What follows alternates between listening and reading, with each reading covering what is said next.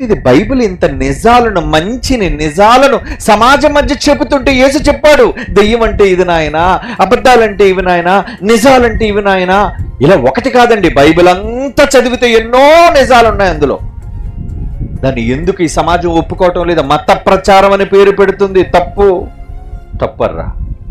Bible మత ప్రచారం చెయ్యదు. బైబిల్ ఎప్పుడు నిజ ప్రచారం చేస్తుంది, నిజాలను ప్రచారం చేస్తుంది అది. కనుక మీరు చేస్తారా? చెయ్యండి. నేను నిజాన్ని ప్రచారం చేయడానికి వచ్చాను, మతాన్ని ప్రచారం చేయడానికి రాలేదు. ఇక్కడేంటి, భారతదేశంలో ఏ రాష్ట్రానికైనా వెళుతున్నాను, ఏ పట్టణానికైనా వెళుతున్నాను, ఏ గ్రామానికైనా వెళుతున్నాను, చివరికి ప్రపంచ దేశాలకు కూడా వెళ్ళి చెప్తున్నాను. నిజం చెప్పొద్దా? నేను చెప్పాలి. చెప్పడం నా ధర్మం. చెప్పమని దేవుడు నాకు ఇచ్చిన ఆదేశం. చెప్పాలి కదా. కథ కాదు ఇది, నిజమర్రా, ఇది నిజం. ఎప్పటివరకు మీరు అబద్ధాలు నమ్ముతున్నారు? మోసపోకండి.